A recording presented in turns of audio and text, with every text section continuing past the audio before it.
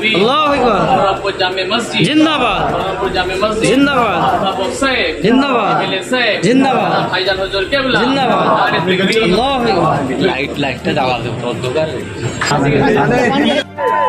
নারে তাকবীর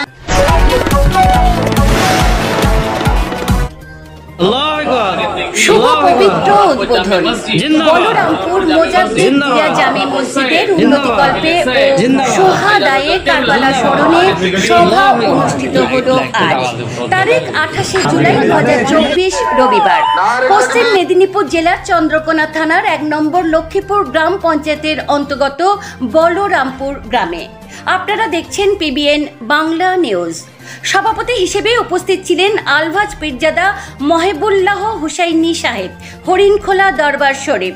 প্রধান অতিথি হিসেবে উপস্থিত ছিলেন সুদূর কলকাতা থেকে আগত পশ্চিমবঙ্গ সরকারের বিভিন্ন দপ্তরের দায়িত্বপ্রাপ্ত ব্যক্তিত্ব ও বঙ্গীয় সংখ্যালঘু বুদ্ধিজীবী মঞ্চের সম্মানীয় রাজ্য সভাপতি অধ্যাপক ওয়েজুল হক সাহেব।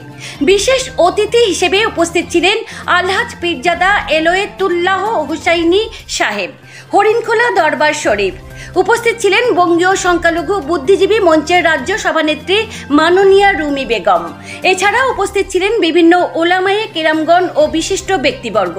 বেহাল দশা রাস্তাঘাট নিজ স্বচ্ছ চোখে দেখে অবাক হলেন চন্দ্রকোনা বিধায়ক। তিনি নিজেই প্রতিশ্রুতি দিলেন ওই এলাকার রাস্তাঘাট এবং লাইটের ব্যবস্থা করে দেওয়ার জন্য এবং রাজ্য সভাপতি সংখ্যালঘু বুদ্ধিজীবী মঞ্চের ওয়েজুল হক মহাশয় তিনি ইমাম ভাতা মুয়াজ্জিন ভাতা চালু করে দিবেন আশ্বাস দিলেন এবং স্বনামধন্য ব্যক্তিটিকে পেয়ে খুশিতে গর্বিত হলেন এলাকাবাসী এবং প্রশংসাও করলেন। বললেন, আমরা খুব খুশি হয়েছি যে আজকে আমাদের এই ছোট্ট গ্রামের মানুষজনদের পাশে দাঁড়াবার জন্য অসংখ্য ধন্যবাদ জানালেন। আমন্ত্রিত অতিথিবৃন্দ মঞ্চে উপস্থিত চন্দ্রকোনা বিধানসভার বিধায়ক অরূপ ধারা মহাশয়, 1 নম্বর লক্ষ্মীপুর গ্রাম পঞ্চায়েতের প্রধান উপা হাজরা মহাশয়া, বিশিষ্ট সমাজসেবী গৌতম মল্লিক ও জেলা সভাপতি মেম্বার অভিজিৎ ধারা মহাশয় ও অঞ্চল সভাপতি। বিস্তারিত দেখুন পিবিএন বাংলা নিউজে।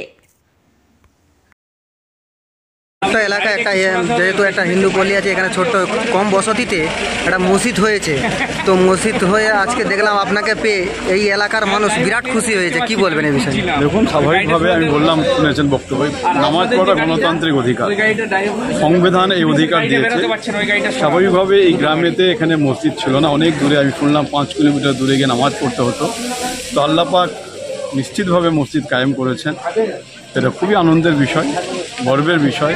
এলাকার মানুষ নিশ্চিতভাবে এর দ্বারাই উপকৃত হবে এবং মসজিদ থাকা মানে সেই জায়গারও একটা বরকত হয়, বরকত দান করে রব্বুল আলামিন।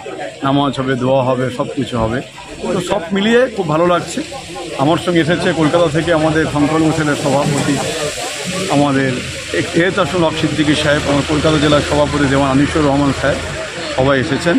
আমরা সবাই মিলে, আমাদের মেহবুল্লাহ হোসেনি সাহেব আছেন, সবাই মিলে আমরা খুব আনন্দিত, আজকে আপ্লুত এবং গর্বিত আমরা এখানে। Thank you.